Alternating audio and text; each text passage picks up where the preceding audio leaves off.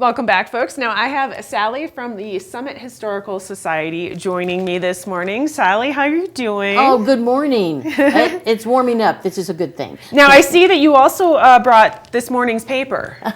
This morning's paper. Well, this morning's paper is from December 1914.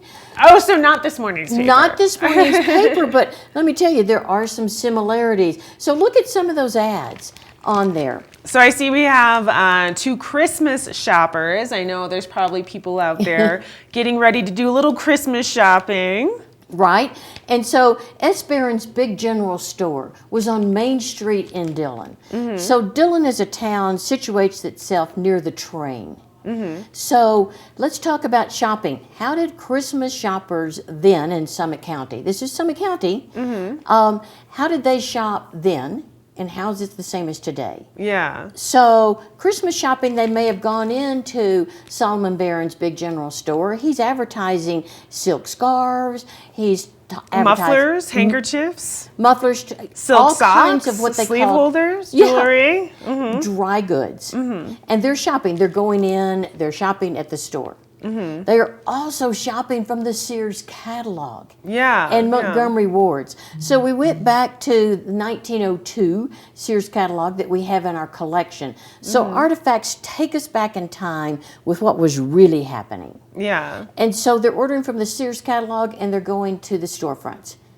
Does that sound similar to today? I know, right? Right? So we're going to go to Main Street. We might go to Breckenridge. We might go down to Denver. And we're looking for similar things. Yes. So the unique thing, though, about S. Behrens' big general store is, read the headline again. Two Christmas shoppers. You can get it here. Yes, to Christmas shoppers. We had a stop by his great-grandson, came in to check out the artifact that they had donated to the Summit Historical Society. It's a roll of brown paper.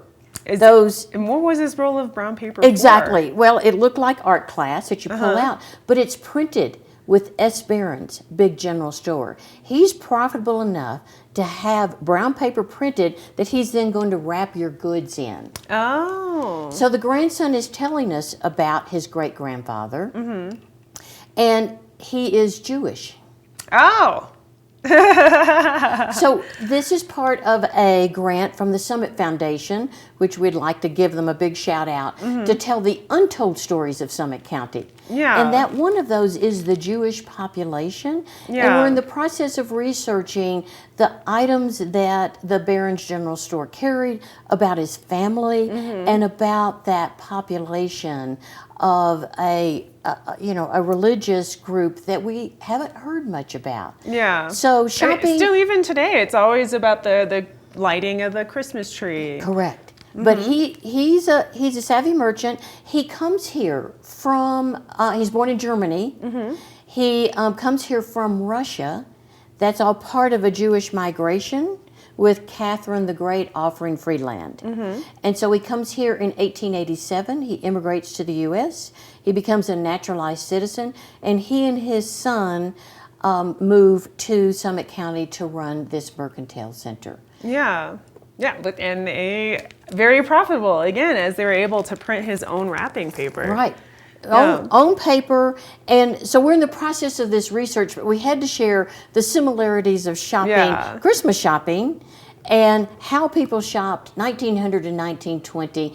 We are going to be putting this information up on Facebook. Okay, yeah, I was going to ask, how can people find more about it'll eventually be a more condensed, more concise story so that people can see and understand that actually his son is H. Behrens, and his son is the first draftee from Summit County to World War I.